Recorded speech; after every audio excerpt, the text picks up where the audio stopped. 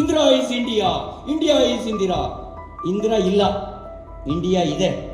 ಇಂದಿರಾ ಇಲ್ಲ, ಇಂಡಿಯಾ ಇದೆ. ಯಾರು ಅಂಬೇಡ್ಕರ್ ಅವರು ಬದುಕಿದ್ದಾಗ 1952ರಲ್ಲಿ ನಡೆದ ಚುನಾವಣೆಯಲ್ಲಿ ಸೋಲಿಸಿದ್ಯಾರು? 54ರಲ್ಲಿ ಮತ್ತೆ ನಡೆದ ಉಪಚುನಾವಣೆಯಲ್ಲಿ ಸೋಲಿಸಿದಂಥ ಮಹಾನುಭಾವರು ಯಾರು? ಪಾರ್ಟಿ ಯಾವುದು? ಪಂಡಿತ್ ಜವಾಹರ್ಲಾಲ್ ನೆಹರೂರವರು ಒಂದಲ್ಲ 2 ಬಾರಿ ಉಪಚುನಾವಣೆಯಲ್ಲಿ ಅಂಬೇಡ್ಕರ್ ಅವರ ವಿರುದ್ಧ ಕ್ಯಾಂಪೇನಿಗೆ ಹೋದರು. ಯಾರಿಗೆ ಎಷ್ಟು ತಿದ್ದುಪಡಿ ಮಾಡಿದ್ರು, ಯಾವ ಉದ್ದೇಶಕ್ಕೆ ತಿದ್ದುಪಡಿ ಆಯಿತು ಅನ್ನುವ ಸತ್ಯವನ್ನು ಅರ್ಥ ಮಾಡಿಕೊಂಡ್ರೆ ನಾಯಕ ಯಾರು, ಖಳನಾಯಕ ಯಾರು ಅನ್ನೋದು ಅರ್ಥ ಆಗುತ್ತೆ. ಯಾರು ಎಮರ್ಜೆನ್ಸಿಯನ್ನು ಹೇರಿದವರು, ಯಾರು ಮೂಲಭೂತ ಹಕ್ಕುಗಳನ್ನು ಕಿತ್ಕೊಂಡವರು, ಅಂತಹ ಪ್ರಧಾನಮಂತ್ರಿ ಯಾವ ಪಾರ್ಟಿಯವರು? ಪ್ರಧಾನಿ, ರಾಷ್ಟ್ರಪತಿ, ಸ್ಪೀಕರ್, ಉಪರಾಷ್ಟ್ರಪತಿಗಳ ಹುದ್ದೆಗೆ ಅವರು ಬರೋದಕ್ಕಿಂತ ಮುಂಚಿನ ಕೇಸುಗಳ ಬಗ್ಗೆಯೂ ವಿಚಾರಣೆ ನಡೆಸುವಂತಿಲ್ಲ. ವೀರಪ್ಪನ್ನು ಒಂದು ವೇಳೆ ಪ್ರಧಾನಮಂತ್ರಿ ಆಗಬೇಕಾ, ಹಿಂದಿನ ಗಂಧದ ಕೇಸನ್ನು ವಿಚಾರಣೆ ಮಾಡಂಗಿಲ್ಲ. ತಮ್ಮ ಕುರ್ಚಿ ಉಳಿಸಿಕೊಳ್ಳಲು ಮಾಡಿದ ತಿದ್ದುಪಡಿಗಳು ಬಾಬಾ ಸಾಹೇಬರ ಮೂಲ ಆಶಯವನ್ನು ಮಣ್ಣುಪಾಲು ಮಾಡಲಿಲ್ಲವೇ? ಸತ್ಯ ಹೊಸಲು ದಾಟೋದಕ್ಕೆ ಮುಂಚೆ ಸುಳ್ಳು ಊರೆಲ್ಲ ಸುತ್ತಾಡಿ ಬರುತ್ತಂತೆ. ಅಂತಿಮವಾಗಿ ಗೆಲ್ಲೋದು ಸತ್ಯವೇ. ಅದಕ್ಕಾಗಿ ನಮ್ಮ ದಾರ್ಶನಿಕರು ಹೇಳಿದ ಮಾತು ಸತ್ಯಮೇವ ಸತ್ಯಮೇವ. ಸತ್ಯಕ್ಕೆ ಜಯ ಸಿಗಬೇಕು. ಸಂವಿಧಾನ ಬದಲಾಯಿಸಿದ್ದ ಯಾರು, ಸಂವಿಧಾನವನ್ನು ಬಲಗೊಳಿಸಿದ್ದು ಯಾರು ಅನ್ನುವಂಥ ಸತ್ಯ ಅರಿವಿಗೆ ಬರಬೇಕು. ಯಾರು ಅಂಬೇಡ್ಕರ್ ಅವರ ನಿಜ ಪ್ರೇಮಿಗಳು, ಯಾರು ಅಂಬೇಡ್ಕರ್ ಅವರ ವಿರೋಧಿಗಳು, ಈ ಸತ್ಯವೂ ಗೊತ್ತಾಗಬೇಕು.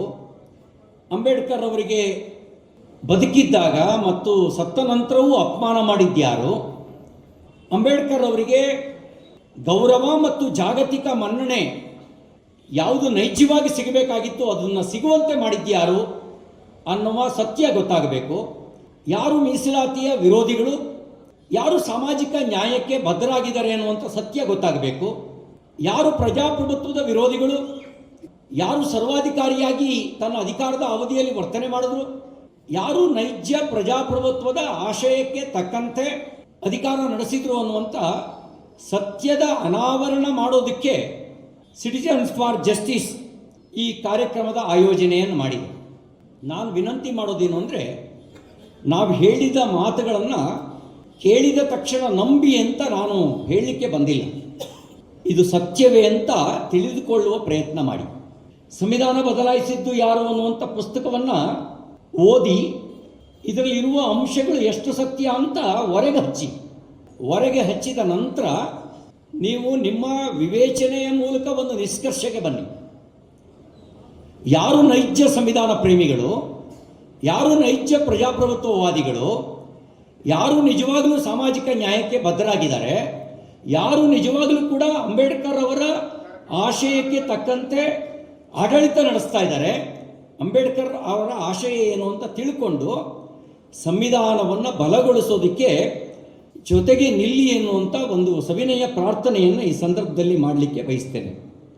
ನೋಡಿ, ಅಂಬೇಡ್ಕರ್ ಅವರು ಸಂವಿಧಾನ ಸಮಿತಿ ರಚನಾ ಸಭೆಗೆ 1946 ಜುಲೈ 6ನೇ ತಾರೀಕು ಚುನಾವಣೆ ನಡೀತಲ್ಲ, ಮುಂಬೈನಿಂದ ಅಂಬೇಡ್ಕರ್ ಅವರನ್ನ ಗೆಲ್ಲಕ್ಕೆ ಬಿಡಲ್ಲ, ಸೋಲಿಸ್ತಾರೆ. ಆಮೇಲೆ ಅಂಬೇಡ್ಕರ್ ಅವರು ಪಶ್ಚಿಮ ಬಂಗಾಳದ ಜೈಸೂರ್ ಕುಲ್ನಾ ಕ್ಷೇತ್ರದಿಂದ ಹೋಗಿ ಜೋಗೇಂದ್ರನಾಥ್ ಮಂಡಲ್ ಅವರ ಆಮಂತ್ರಣದ ಮೇರೆಗೆ ಪಶ್ಚಿಮ ಬಂಗಾಳಕ್ಕೆ ಹೋಗಿ, ಪಶ್ಚಿಮ ಬಂಗಾಳ ಅಂತಿರಲಿಲ್ಲ, ಬಂಗಾಳಕ್ಕೆ ಹೋಗಿ ಜೈಸೂರ್ ಕುಲ್ನಾ ಕ್ಷೇತ್ರದಿಂದ ಸಂವಿಧಾನ ರಚನಾ ಸಭೆಗೆ ಪ್ರತಿನಿಧಿಯಾಗಿ ಗೆದ್ದು ಬರ್ತಾರೆ. ಹಾಗಾದ್ರೆ ಮುಂಬೈನಲ್ಲಿ ಸೋಲಿಸಿದ್ಯಾರು? ಜನಸಂಘ ಹುಟ್ಟಿರಲಿಲ್ಲ, BJP ಅಸ್ತಿತ್ವದಲ್ಲಿರಲಿಲ್ಲ. ಸೋಲಿಸಿದವರು ಯಾರು? ವಿಚಾರ ಮಾಡಿ ಅಂತ ವಿನಂತಿ ಮಾಡಲಿಕ್ಕೆ ಬಯಸ್ತೇನೆ. ಯಾವುದು ಜೈಸೂರ್ ಮತ್ತು ಕುಲ್ನಾ ಕ್ಷೇತ್ರ ಹಿಂದೂಗಳೇ ಬಹುಸಂಖ್ಯಾತರಾಗಿದ್ದರೂ ಕೂಡ ಅದನ್ನು ಪೂರ್ವ ಪಾಕಿಸ್ತಾನಕ್ಕೆ ಸೇರಿಸ್ತಾರೆ, ಅಂದರೆ ಈಗಿನ ಬಾಂಗ್ಲಾದೇಶಕ್ಕೆ ಸೇರಿಸ್ತಾರೆ. ಆ ಮೂಲಕ ಹಿಂದೂಗಳೇ ಬಹುಸಂಖ್ಯಾತರಾಗಿದ್ದರೂ ಕೂಡ ಬಾಂಗ್ಲಾದೇಶಕ್ಕೆ ಅದನ್ನು ಬಿಟ್ಕೊಟ್ಟ ಪರಿಣಾಮ ಬಾಬಾ ಸಾಹೇಬರ ಆಯ್ಕೆ ಅನೂರ್ಜಿತ ಆಗುತ್ತೆ. ಆಮೇಲೆ ಪೂನಾದಿಂದ ಮತ್ತೆ ಬಾಬಾ ಸಾಹೇಬರು ಗೆದ್ದು ಬರ್ತಾರೆ. ಸಂವಿಧಾನ ರಚನೆ ಆಯಿತು. 1949 ನವೆಂಬರ್ 26ನೇ ತಾರೀಕು ಸಂವಿಧಾನವನ್ನು ನಾವು ಸಮರ್ಪಣೆ ಮಾಡ್ಕೊಂಡ್ವಿ.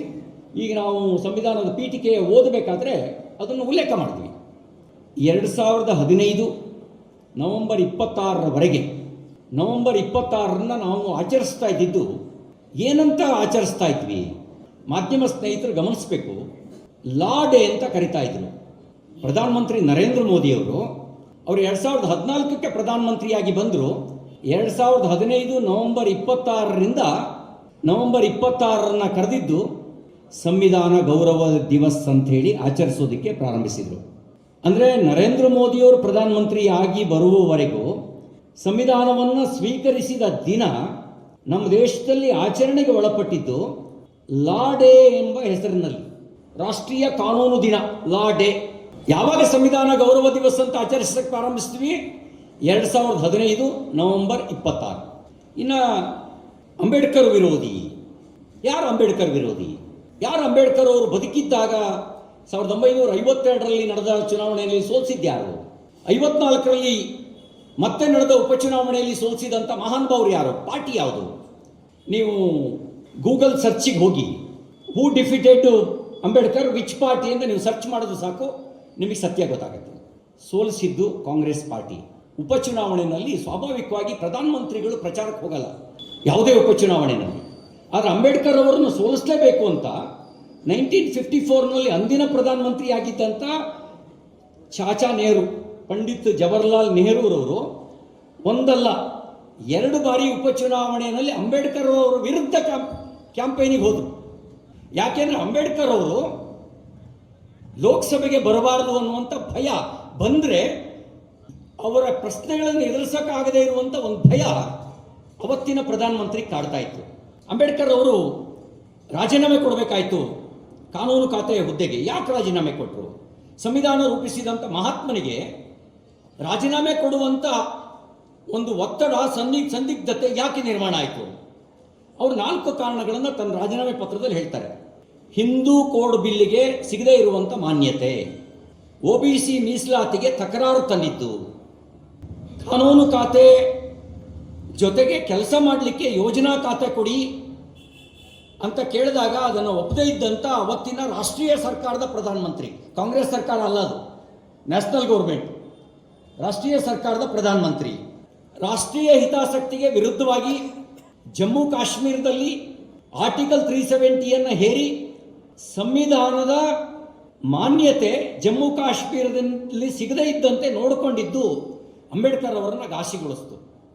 ಅಂಬೇಡ್ಕರ್ ಅವರು ರಾಜೀನಾಮೆ ಕೊಡಲಿಕ್ಕೆ ಕಾರಣ ಆದಂಥ ಈ 4 ಅಂಶಗಳಲ್ಲಿ ಒಂದು, ರಾಷ್ಟ್ರೀಯ ಹಿತಾಸಕ್ತಿಗೆ ವಿರುದ್ಧವಾಗಿ ಆರ್ಟಿಕಲ್ 370ಯನ್ನು ಜಮ್ಮು ಕಾಶ್ಮೀರದಲ್ಲಿ ಹೇರಿ ಅಲ್ಲಿ ಸಂವಿಧಾನದ ಆಶಯಗಳ ಅನುಷ್ಠಾನ ಆಗದಂತೆ ತಡೆದಿದ್ದು ಯಾರು? ಯಾವ ಕಾರಣಕ್ಕೆ ತಡೆದರು? ಅಂಗೈ ಹುಣ್ಣಿಗೆ ಕನ್ನಡಿ ಹಿಡಿಬೇಕಾದ ಅವಶ್ಯಕತೆ ಇಲ್ಲ. ಅಂಗೈ ಹುಣ್ಣಿನಷ್ಟು ಸ್ಪಷ್ಟವಾಗಿ ಗೊತ್ತಿದೆ. ಆರ್ಟಿಕಲ್ 370ಯನ್ನು ಹೇರಿದ್ದು ಕಾಂಗ್ರೆಸ್ ಪಾರ್ಟಿ, ವಿಶೇಷವಾಗಿ ನಮ್ಮ ಮೊದಲ ಪ್ರಧಾನಮಂತ್ರಿ ಜವಾಹರ್ಲಾಲ್ ನೆಹರೂರವರ ಒತ್ತಾಯ ಮತ್ತು ಒತ್ತಡದ ಕಾರಣಕ್ಕೆ. ಯಾವಾಗ ಅದನ್ನು ತೆಗೆದುಹಾಕಲಾಯಿತು?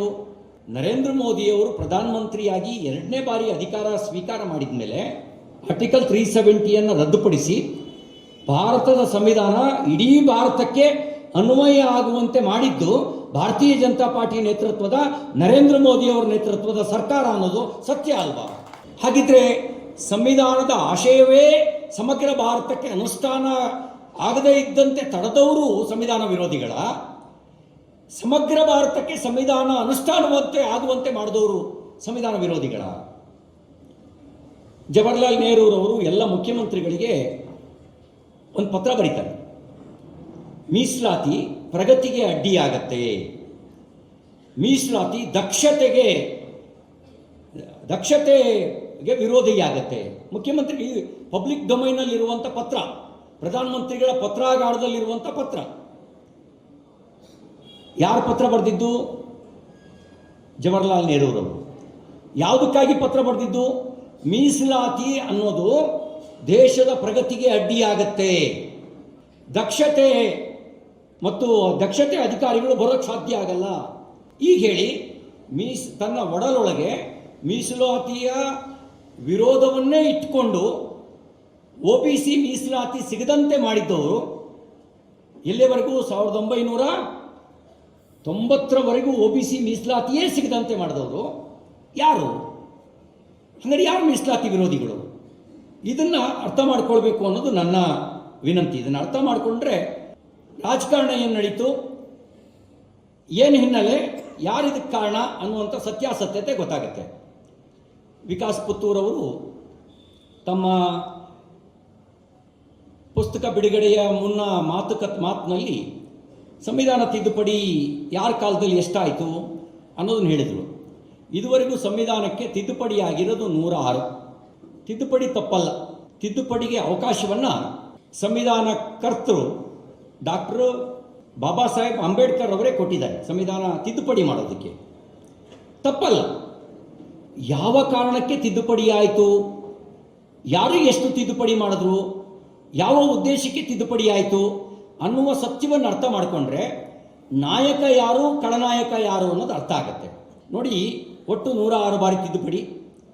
ಕಾಂಗ್ರೆಸ್ ಸರ್ಕಾರದ ಅವಧಿಯಲ್ಲಿ ಆದ ತಿದ್ದುಪಡಿ 75, ಕಾಂಗ್ರೆಸ್ಸೇತರ ಸರ್ಕಾರದಲ್ಲಿ ಆದ ತಿದ್ದುಪಡಿ 31, ಅದರಲ್ಲಿ BJP ಸರ್ಕಾರದ ಅವಧಿಯಲ್ಲಿ ಆದ ತಿದ್ದುಪಡಿ 22, BJP ಏತರ ಕಾಂಗ್ರೆಸ್ಸೇತರ ಸರ್ಕಾರದಲ್ಲಿ ಆದ ತಿದ್ದುಪಡಿ 9. ಆ ಕಾಂಗ್ರೆಸ್ನಲ್ಲಿ ಯಾರ್ಯಾರ ಕಾಲದಲ್ಲಿ ತಿದ್ದುಪಡಿ ಆಯಿತು?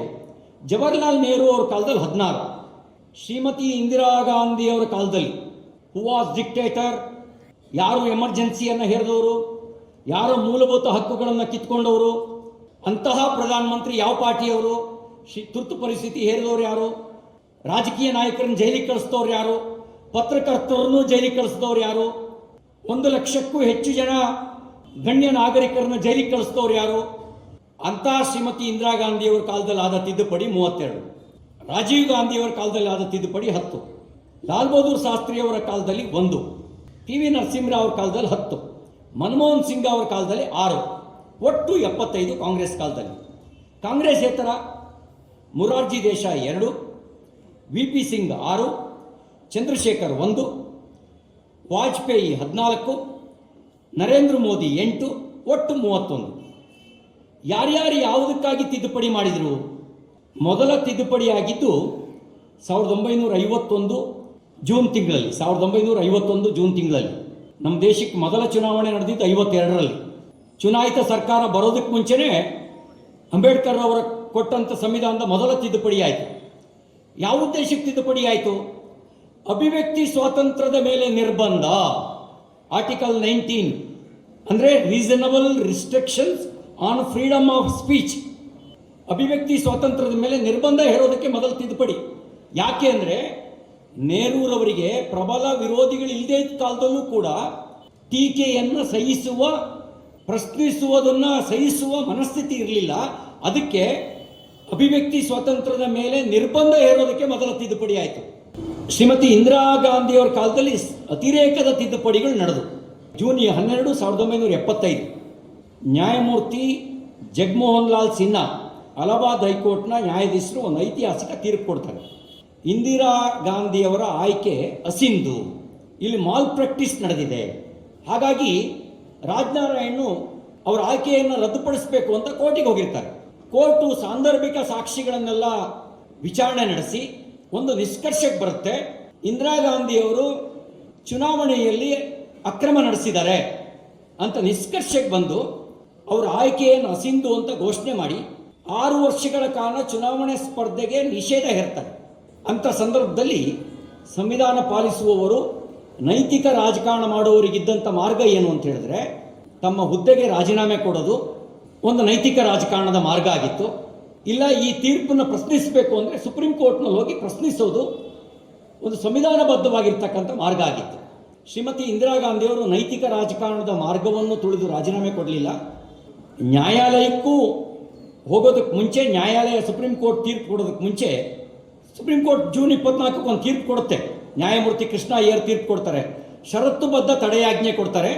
ಸಂಸತ್ತಿನಲ್ಲಿ ಅವ್ರ ಚರ್ಚೆಯಲ್ಲಿ ಭಾಗವಹಿಸಂಗಿಲ್ಲ, ಮತದಾನ ಪ್ರಕ್ರಿಯೆಯಿಂದ ಹೊರಗಿರಬೇಕು, ಕೇಸು ಲಾರ್ಜರ್ ಬೆಂಚ್ ಉನ್ನತ ಪೀಠಕ್ಕೆ ವರ್ಗಾವಣೆ ಮಾಡಿ ಒಂದು ತೀರ್ಪು ಕೊಡ್ತಾರೆ, ಮಧ್ಯಂತರ ತೀರ್ಪನ್ನ. ಜೂನ್ 25ನೇ ತಾರೀಕು ಮಹಾತಾಯಿ ಶ್ರೀಮತಿ ಇಂದಿರಾ ಗಾಂಧಿಯವರು ತುರ್ತು ಪರಿಸ್ಥಿತಿ ಘೋಷಣೆ ಮಾಡಿ ಎಲ್ಲ ವಿರೋಧಿ ರಾಜಕೀಯ ನಾಯಕರನ್ನು ಬಂಧನದಲ್ಲಿಟ್ಟು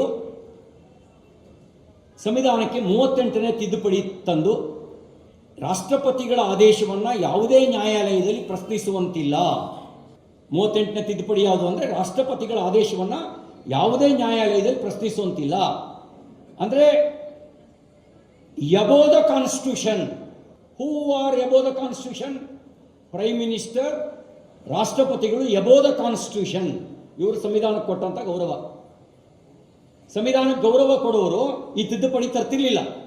ಪ್ರಧಾನಿ, ಸ್ಪೀಕರ್, ಉಪರಾಷ್ಟ್ರಪತಿಗಳ ಬಗ್ಗೆ ನ್ಯಾಯಾಲಯಗಳಿಗೆ ವಿಚಾರಣೆ ನಡೆಸುವ ಅವಕಾಶ ರದ್ದು. ಅಗತ್ಯವಿದ್ದರೆ ಸಂಸತ್ತು ರಚಿಸುವ ತಂಡದಿಂದ ವಿಚಾರಣೆ. ಚುನಾವಣೆಗೆ ಸಂಬಂಧಿಸಿದ ಎಲ್ಲ ಕಾನೂನುಗಳು 9ನೇ ಪರಿಚ್ಛೇದಕ್ಕೆ ಸೇರ್ಪಡೆ. ಈ ತಿದ್ದುಪಡಿಯ ಮೂಲಕ ನ್ಯಾಯಮೂರ್ತಿ ಜಗನ್ಮೋಹನ್ ಲಾಲ್ ಸಿನ್ಹಾ ಕೊಟ್ಟ ತೀರ್ಪನ್ನು ನಿಷ್ಕ್ರಿಯಗೊಳಿಸಲಾಯಿತು. ಸಂವಿಧಾನದ 40ನೇ ತಿದ್ದುಪಡಿ, ಮಾಧ್ಯಮ ಸ್ನೇಹಿತರೆ, ಮಾಧ್ಯಮಗಳಿಗೆ ನಿರ್ಬಂಧ.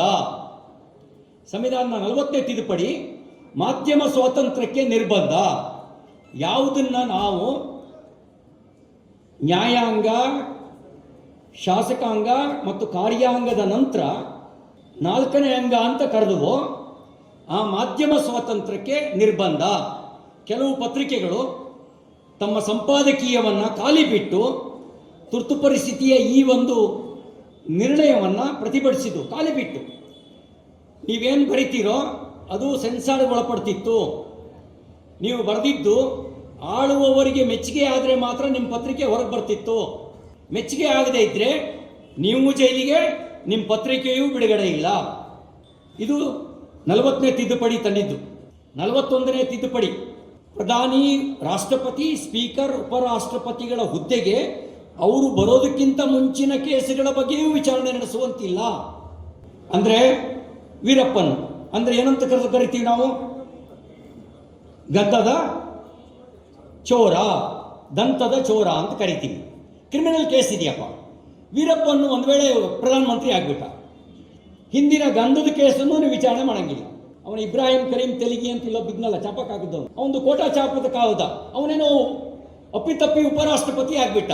ಕೋಟಾ ಚಾಪ ಕಾಗದದ ವಿಚಾರಣೆನೂ ನೀವು ನಡೆಸಂಗಿಲ್ಲ. ಛೋಟಾ ರಾಜನ್ನು, ದಾವೂದ್ ಇಬ್ರಾಹಿಂ ಬಾಂಬ್ ಇಟ್ಟವರು, ಅವರೆಲ್ಲಾದರೂ ಸ್ಪೀಕರೋ ರಾಷ್ಟ್ರಪತಿನೋ ಆಗಿಬಿಟ್ರೆ ಅವರು ಬಾಂಬಿನ ಕೇಸನ್ನು ವಿಚಾರಣೆ ಮಾಡಂಗಿಲ್ಲ, ನ್ಯಾಯಾಲಯ ವಿಚಾರಣೆ ಮಾಡಂಗಿಲ್ಲ. ಇನ್ನು 42ನೇ ತಿದ್ದುಪಡಿ, ಸಂವಿಧಾನಕ್ಕೆ ಮಾಡಲಾದ ಯಾವುದೇ ತಿದ್ದುಪಡಿಯನ್ನು ನ್ಯಾಯಾಲಯದಲ್ಲಿ ಪ್ರಶ್ನಿಸುವಂತಿಲ್ಲ. ನ್ಯಾಯಾಂಗದ ಅಧಿಕಾರವು ಮೊಟಕು. ಸಂವಿಧಾನಕ್ಕೆ ಯಾವುದೇ ತಿದ್ದುಪಡಿ ತಂದರೂ ಅದನ್ನು ನ್ಯಾಯಾಲಯದಲ್ಲಿ ಪ್ರಶ್ನಿಸುವಂತಿಲ್ಲ. ಸಂವಿಧಾನ ವಿರೋಧವಾಗಿರುವಂಥ ಯಾವುದೇ ತಿದ್ದುಪಡಿ ಅನೂರ್ಜಿತ ಮಾಡುವಂಥ ಅವಕಾಶವನ್ನು, ಪರಾಮರ್ಶೆ ಮಾಡುವಂಥ ಅವಕಾಶವನ್ನು ನ್ಯಾಯಾಲಯಕ್ಕೆ ಸಂವಿಧಾನವೇ ಕೊಟ್ಟಿದೆ. ಅಂಥ ಒಂದು ಅವಕಾಶವನ್ನೇ ಕಿತ್ತುಕೊಡುವಂಥ ತಿದ್ದುಪಡಿ 42ನೇ ತಿದ್ದುಪಡಿ. ನೀವೀಗ ಹೇಳಿ, ತಮ್ಮ ಕುರ್ಚಿ ಉಳಿಸಿಕೊಳ್ಳಲು ಮಾಡಿದ ತಿದ್ದುಪಡಿಗಳು ಬಾಬಾ ಸಾಹೇಬರ ಮೂಲ ಆಶಯವನ್ನು ಮಣ್ಣುಪಾಲು ಮಾಡಲಿಲ್ಲವೇ? ಇದರಲ್ಲಿ ಏನಾದರೂ ಸಂವಿಧಾನ ರಕ್ಷಣೆಗಾಗಿ ತಿದ್ದುಪಡಿ ಮಾಡಿದ್ರ, ತಮ್ಮ ಕುರ್ಚಿ ಉಳಿಸ್ಕೊಳ್ಳೋಕೆ ತಿದ್ದುಪಡಿ ಮಾಡಿದ್ರ? ಇಲ್ಲಿ ತಿದ್ದುಪಡಿ ಮಾಡಿದ್ದು ಕುರ್ಚಿ ಉಳಿಸ್ಕೊಳ್ಳೋದಕ್ಕೆ, ನ್ಯಾಯಾಂಗದ ಮೇಲೆ ಹಿಡಿತ ಸಾಧಿಸೋದಕ್ಕೆ ಮಾಡಿದ್ದು ಸಂವಿಧಾನದ ತಿದ್ದುಪಡಿ. ಇದು ಸಂವಿಧಾನದ ಆಶಯಕ್ಕೆ ವಿರುದ್ಧ. ಪತ್ರಿಕಾ ರಂಗದ ಮೇಲೆ ಹಿಡಿತ ಸಾಧಿಸೋದಕ್ಕೆ ಮಾಡಿದ ತಿದ್ದುಪಡಿ ಪತ್ರಿಕಾ ಸ್ವಾತಂತ್ರ್ಯವನ್ನೇ ಕಸಿದುಕೊಳ್ತು. ಈಗ ಸಂವಿಧಾನ ಪುಸ್ತಕ ಹಿಡ್ಕೊಂಡು ಓಡಾಡ್ತಾರಲ್ಲ, ಅವ್ರ ಪಾರ್ಟಿಯ ಯಾವುದೇ ನಾಯಕ ಇಂಥ ಸಂವಿಧಾನ ವಿರೋಧಿ ನಡೆಯನ್ನು ಪ್ರಶ್ನಿಸುವ ದಮ್ಮೆ ಇರಲಿಲ್ಲ. ಬದಲಿಗೆ ಏನು ಮಾಡ್ತಿದ್ರು ಗೊತ್ತಾ? ಹೊಗಳು ಭಟ್ರಾಗಿದ್ರು. Indira is India, India is Indira. Indira ಇಲ್ಲ, ಇಂಡಿಯಾ ಇದೆ. ಇಂದಿರಾ ಇಲ್ಲ, ಇಂಡಿಯಾ ಇದೆ. ಅವ್ರು ಹೇಳ್ತಾ ಇದ್ದಿದ್ದೇನು ಅಂದರೆ, ಇಷ್ಟೆಲ್ಲ ಸಂವಿಧಾನ ವಿರೋಧಿಯಾಗಿರುವಂಥ ನಡೆಯನ್ನು, ನುಡಿಯನ್ನು ಪ್ರಶ್ನಿಸದೆ Indira is India, India is Indira ಅಂತ ಘೋಷಣೆ ಹಾಕೋದ್ರೊಳಗೆ ನಮ್ಮ ಖರ್ಗೆ ಸಾಹೇಬರು ಸೇರಿ ಆ ಜೈಕಾರ ಹಾಕೋದ್ರೊಳಗೆ ಮಗ್ನರಾಗಿದ್ದರು. ಈಗ ಸಂವಿಧಾನದ ಬಗ್ಗೆ ಮಾತಾಡೋದಕ್ಕೆ ಈ ಮಹಾನುಭಾವರಿಗೆ, ಅವತ್ತು ಪ್ರಶ್ನಿಸದೇ ಇರುವಂಥ ಮಹಾನುಭಾವರಿಗೆ ಯಾವ ನೈತಿಕತೆ ಇದೆ? ಇನ್ನು ಹಿಂದುಳಿದ ವರ್ಗದವರ ಮೀಸಲಾತಿಯನ್ನೇ ಪ್ರಶ್ನಿಸಿದಂಥ ಕಾಂಗ್ರೆಸ್ಸಿಗೆ, ಸುಮಾರು 30 ವರ್ಷಗಳಿಗೂ ಅಧಿಕ ಕಾಲ ಹಿಂದುಳಿದ ವರ್ಗದವರಿಗೆ ಮೀಸಲಾತಿಯನ್ನೇ ಕೊಡದೇ ಇರುವಂಥ ಕಾಂಗ್ರೆಸ್ಸಿಗರಿಗೆ ಹಿಂದುಳಿದ ವರ್ಗದವರ ಮೀಸಲಾತಿಯ ಬಗ್ಗೆ ಕೇಳುವ ಯಾವ ಅಧಿಕಾರ ಇದೆ? 1976ರಲ್ಲಿ ಸುಪ್ರೀಂ ಕೋರ್ಟ್ ಒಂದು ತೀರ್ಪು ಕೊಡುತ್ತೆ. ಅದರಲ್ಲಿ ನ್ಯಾಯಮೂರ್ತಿ ಎನ್ ರೇ, MH Baig, why we Chandrachud, Bhagavati Prasad ಇವರೆಲ್ಲರೂ ಇದ್ದರು. ಯಾರು ಹೇಬಿಯಸ್ ಕಾರ್ಪಸ್ ಅನ್ನು ಹಾಕೋಂಗಿಲ್ಲ. ವಕೀಲರಿಗೆ ಗೊತ್ತಾಗುತ್ತೆ ಹೇಬಿಯಸ್ ಕಾರ್ಪಸ್ ಅಂದ್ರೆ ಏನು ಅಂತ. ಯಾರಾದ್ರೂ ಅಕ್ರಮದಲ್ಲಿ ಬಂಧನದಲ್ಲಿ ಇಟ್ಟರು ಪ್ರಶ್ನೆ ಮಾಡಂಗಿಲ್ಲ. ಆಮೇಲೆ ವಿಧಾನಸಭೆ ಅಧಿವೇಶನ ಪ್ರಾರಂಭ ಆಗಬೇಕು ಅಂದ್ರೆ 10ರಷ್ಟು ಅಧಿವೇಶನ ಇರಬೇಕು, ಹಾಜರಾತಿ ಇರಬೇಕು ಅಂತಿದೆ. ಲೋಕಸಭೆ ಪ್ರಾರಂಭ ಆಗಬೇಕು ಅಂದರೆ 10ರಷ್ಟು ಹಾಜರಾತಿ ಇರಬೇಕು ಅಂತಿದೆ. ಈ ನಿಯಮವನ್ನೇ ಇಂದಿರಾ ಸರ್ಕಾರ ತೆಗೆದುಹಾಕ್ಬಿಡ್ತು. ಮೀಸಾ ಕಾಯ್ದೆ ಅಡಿಯಲ್ಲಿ 1,10,000ಕ್ಕೂ ಹೆಚ್ಚು ಜನ ಸಂವಿಧಾನ ಪರವಾಗಿ ಹೋರಾಟ ಮಾಡಿದವ್ರನ್ನ ಬಂಧಿಸಿ ಜೈಲಿಗೆ ತಳ್ಳಿದ ಸರ್ಕಾರ. ಮಾಧ್ಯಮ ಸ್ನೇಹಿತರೆ, ಇದರೊಳಗಡೆ 2,000ಕ್ಕೂ ಹೆಚ್ಚು ಜನ ಪತ್ರಕರ್ತರು ಇದ್ದರು. ಬರೀ ರಾಜಕೀಯ ನಾಯಕರೆಲ್ಲ ಇದ್ದಿದ್ದು, ಬರೀ ಸಾಮಾಜಿಕ ಹೋರಾಟಗಾರರೆಲ್ಲ ಇದ್ದಿದ್ದು, ಬರೀ ಕಾನೂನು ತಜ್ಞರೆಲ್ಲ ಇದ್ದಿದ್ದು. 2,000ಕ್ಕೂ ಹೆಚ್ಚು ಜನ ಪತ್ರಕರ್ತರು ಕೂಡ ಜೈಲಿಗೆ ಹೋಗಿದ್ರಿ. ನೀವು ಮಾಡಿದ ಅಪರಾಧ ಏನು ಅಂದರೆ ಸರ್ವಾಧಿಕಾರವನ್ನು ಪ್ರಶ್ನಿಸಿದ್ದು. ನೀವು ಮಾಡಿದ ಅಪರಾಧ ಏನು ಅಂದರೆ ಸಂವಿಧಾನ ಉಳಿಸೋದಕ್ಕಾಗಿ ಹೋರಾಟ ಮಾಡಿದ್ದು. 77ರ ಸಾರ್ವತ್ರಿಕ ಚುನಾವಣೆಯಲ್ಲಿ ಸರ್ವಾಧಿಕಾರಿಯಾಗಿದ್ದಂಥ ಕಾಂಗ್ರೆಸ್ ನೆಲ ಕಚ್ಚಿತು. ಅಕಸ್ಮಾತ್ ಸೋಲ್ದೇ ಇದ್ದಿದ್ರೆ ಶಾಸಕಾಂಗದ ಮೇಲೆ ಹಿಡಿತ ಸಾಧಿಸುವ, ಪತ್ರಿಕಾ ರಂಗದ ಮೇಲೆ ಹಿಡಿತ ಸಾಧಿಸುವ ಕಾಯ್ದೆಗಳು ಮುಂದುವರಿತಾ ಇದ್ದು. ನೀವು ಅವಾಗ ಆಳುವವರ ತಪ್ಪನ್ನು ಎತ್ತಿ ಹೇಳುವ ಅವಕಾಶವೂ ಪತ್ರಕರ್ತರಿಗೆ ಇರ್ತಿರಲಿಲ್ಲ. ಸಂವಿಧಾನ ವಿರೋಧಿಯಾಗಿ ವರ್ತಿಸಿದ ಸರ್ವಾಧಿಕಾರಿಯನ್ನು ಪ್ರಶ್ನಿಸುವ ಅವಕಾಶವೂ ಇರ್ತಿರಲಿಲ್ಲ.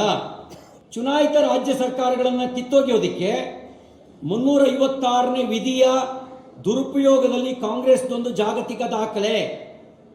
ವಾಜಪೇಯಿ ಆಗಲಿ ನರೇಂದ್ರ ಮೋದಿಯವರಾಗಲಿ ಯಾವೊಂದು ಚುನಾಯಿತ ಸರ್ಕಾರವನ್ನು 356ನೇ ವಿಧಿಯನ್ನು ಬಳಸಿ ಕಿತ್ತು ಹಾಕಲಿಲ್ಲ. ಆದರೆ ಕಾಂಗ್ರೆಸ್ಸು 90ಕ್ಕೂ ಹೆಚ್ಚು ಚುನಾಯಿತ ರಾಜ್ಯ ಸರ್ಕಾರಗಳನ್ನು 356ನೇ ವಿಧಿಯನ್ನು ಉಪಯೋಗಿಸ್ಕೊಂಡು, ದುರುಪಯೋಗಪಡಿಸ್ಕೊಂಡು ರಾಷ್ಟ್ರಪತಿ ಆಡಳಿತವನ್ನು ಹೇರಿದೆ.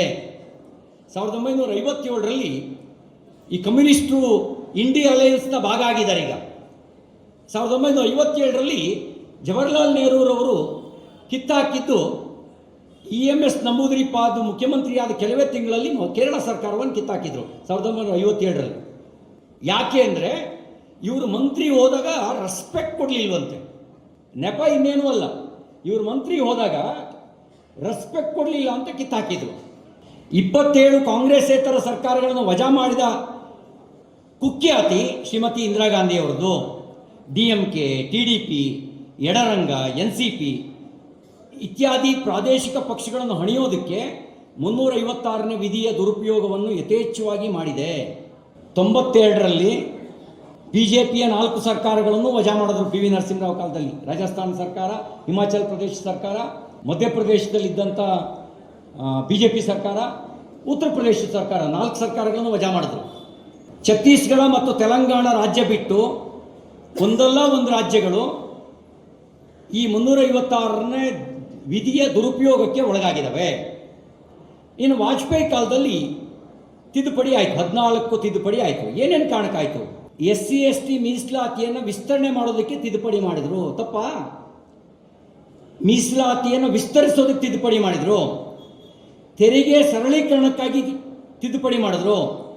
ಬ್ಯಾಕ್ಲಾಗ್ ಹುದ್ದೆನಲ್ಲಿ SC/ST ಮೀಸಲಾತಿ ರಕ್ಷಣೆಗಾಗಿ ತಿದ್ದುಪಡಿ ಮಾಡಿದ್ರು. SC/ST ಬಡ್ತಿ ಮೀಸಲಾತಿಯ ತೊಡಕನ್ನು ನಿವಾರಿಸೋದಕ್ಕೆ ತಿದ್ದುಪಡಿ ಮಾಡಿದ್ರು. ಅರುಣಾಚಲ್ ಪ್ರದೇಶದಲ್ಲಿ ಲೋಕಲ್ ಬಾಡಿ ಪಂಚಾಯತ್ ರಾಜ್ ಸಂಸ್ಥೆಗಳಲ್ಲಿ SC ಮೀಸಲಾತಿಗೆ ಕೊಡೋದಕ್ಕೆ ತಿದ್ದುಪಡಿ ಮಾಡಿದ್ರು. ಸಾಂದರ್ಭಿಕ ಹಿರಿತನದ ಮೇಲೆ ಮೀಸಲಾತಿ, ಬಡ್ತಿ ಮೀಸಲಾತಿ ಜಾರಿಗೊಳಿಸೋದಕ್ಕೆ ತಿದ್ದುಪಡಿ ಮಾಡಿದ್ರು. ಬಾಂಗ್ಲಾದೇಶದ ಗಡಿ ಪ್ರದೇಶದ ಪುನರ್ ಹಂಚಿಕೆಗಾಗಿ ತಿದ್ದುಪಡಿ ಮಾಡಿದ್ರು ಜುಲೈ 31, 2015. GST ತೆರಿಗೆ ಅಳವಡಿಸೋದಕ್ಕೆ 2017ರಲ್ಲಿ ಒಂದು ತಿದ್ದುಪಡಿ ಮಾಡಿದ್ರು. 2018ರಲ್ಲಿ ಹಿಂದುಳಿದ ವರ್ಗಗಳ ಆಯೋಗಕ್ಕೆ ರಾಷ್ಟ್ರೀಯ ಸಂವಿಧಾನಿಕ ಮಾನ್ಯತೆ ಕೊಡೋದಕ್ಕೆ ತಿದ್ದುಪಡಿ ಮಾಡಿದ್ರು. 10% ಆರ್ಥಿಕವಾಗಿ ಹಿಂದುಳಿದ ಮೀಸಲಾತಿಯ ಲಾಭವನ್ನು ಪಡೆದೇ ಇರತಕ್ಕಂಥ ಎಲ್ಲ ಜಾತಿಯವರಿಗೆ, ಬ್ರಾಹ್ಮಣರಿಗಲ್ಲ, ಎಲ್ಲ ಜಾತಿಯವರಿಗೆ ಮೀಸಲಾತಿ ಕಲ್ಪಿಸೋದಕ್ಕೆ ತಿದ್ದುಪಡಿಯನ್ನು ತಂದರು 2019ರಲ್ಲಿ. SC/ST ಮೀಸಲಾತಿಯನ್ನು ಮತ್ತೆ ಮುಂದಿನ 10 ವರ್ಷಕ್ಕೆ 2030ರವರೆಗೂ ವಿಸ್ತರಿಸೋದಕ್ಕೆ ತಿದ್ದುಪಡಿಯನ್ನು ತಂದರು. ಆಂಗ್ಲೋ ಇಂಡಿಯನ್ ಮೀಸಲಾತಿಯನ್ನು ರದ್ದುಪಡಿಸೋದಕ್ಕೆ ಬ್ರಿಟಿಷರು ಹೋಗಿದ್ದಾರೆ. ಆಂಗ್ಲೋ ಇಂಡಿಯನ್ ಬೇಕಾ? ಆ ಮೀಸಲಾತಿ ರದ್ದುಪಡಿಸೋದಕ್ಕೆ ತಿದ್ದುಪಡಿಯನ್ನು ತಂದರು. OBC ವರ್ಗವನ್ನು ಗುರುತಿಸುವಂಥ ಅಧಿಕಾರವನ್ನು ರಾಜ್ಯಗಳಿಗೆ ಕೊಡೋದಕ್ಕೆ ತಿದ್ದುಪಡಿಯನ್ನು ತಂದರು. 33% ಮಹಿಳೆಯರಿಗೆ ಮೀಸಲಾತಿಯನ್ನು ಕಲ್ಪಿಸೋದಕ್ಕೆ, ಮಹಿಳಾ ಮೀಸಲಾತಿಯನ್ನು ಕಲ್ಪಿಸೋದಕ್ಕೆ ತಿದ್ದುಪಡಿಯನ್ನು 2023ರಲ್ಲಿ ತಂದರು. 370ನೇ ವಿಧಿಯನ್ನು ರದ್ದುಪಡಿಸೋದಕ್ಕೆ ತಿದ್ದುಪಡಿಯನ್ನು ತಂದರು. ಇದರಲ್ಲಿ ಯಾವ ಸ್ವಾರ್ಥ ಇದೆ? ಇದರಲ್ಲಿ ತಾನಾಸಾಯಿ ಎಲ್ಲಿದೆ? ಯಾರು ತಾನಾಸಾಯಿ, ಯಾರು ಸ್ವಾರ್ಥಿ? ಇದನ್ನು ನೀವು ಪರಾಮರ್ಶೆ ಮಾಡಿ ಅಂತ ವಿನಂತಿ ಮಾಡಲಿಕ್ಕೆ ಬಯಸ್ತೇನೆ. ಕಡೆಯದಾಗಿ ಇನ್ನು 3 ನಿಮಿಷ ತಗೋತೀನಿ. ನೋಡಿ, ಅಂಬೇಡ್ಕರ್ ಅವರಿಗೆ ಭಾರತ ರತ್ನ ಕೊಟ್ಟಿದ್ದು ಕಾಂಗ್ರೆಸ್ ಅಲ್ಲ. 56ರಲ್ಲಿ ಅಂಬೇಡ್ಕರ್ ತೀರ್ಕೊಂಡಿದ್ದು, ಅವರಿಗೆ ಅವರೇ ಭಾರತ ರತ್ನ ಕೊಟ್ಕೊಂಡ್ರು. ಅಂಬೇಡ್ಕರ್ ಅವರಿಗೆ ಭಾರತ ರತ್ನ ಕೊಟ್ಟಿದ್ದು ಅಟಲ್ ಬಿಹಾರಿ ವಾಜಪೇಯಿ ಅವರು ಪ್ರಸ್ತಾಪ ಮಾಡಿದ್ರು.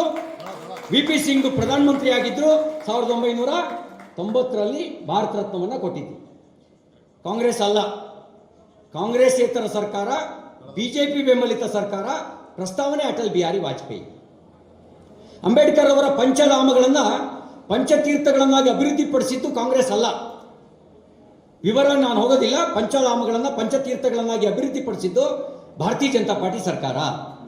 ಅಂಬೇಡ್ಕರ್ ಅವರಿಗೆ ಬದುಕಿದ್ದಾಗ ಸೋಲಿಸಿ ಸತ್ತಾಗ 6 ಅಡಿ 3 ಅಡಿ ದೆಹಲಿಯಲ್ಲಿ ಜಾಗ ಕೊಡದೇ ಇದ್ದಿದ್ದು ಕಾಂಗ್ರೆಸ್ ಪಾರ್ಟಿ. ಈಗ ಯೋಚನೆ ಮಾಡಿ, ಯಾರು ಅಂಬೇಡ್ಕರ್ ವಿರೋಧಿ, ಯಾರು ಸಂವಿಧಾನ ವಿರೋಧಿ, ಯಾರು ಸರ್ವಾಧಿಕಾರಿ? ಇದನ್ನು ನಾನು ಹೇಳಿದ ತಕ್ಷಣ ನಂಬಿ ಅಂತ ನಾನು ಹೇಳಲ್ಲ. ನೀವು ಅಧ್ಯಯನ ನಡೆಸಿ. ನಾನು ಹೇಳಿದ ಮಾತಿನಲ್ಲಿ ಸತ್ಯ ಇದೆ ಅಂತಾದರೆ ನೀವು ಮನದಟ್ಟು ಮಾಡಿಕೊಂಡು ಉಳಿದವರಿಗೆ ಮನವರಿಕೆ ಮಾಡಿಕೊಡಿ.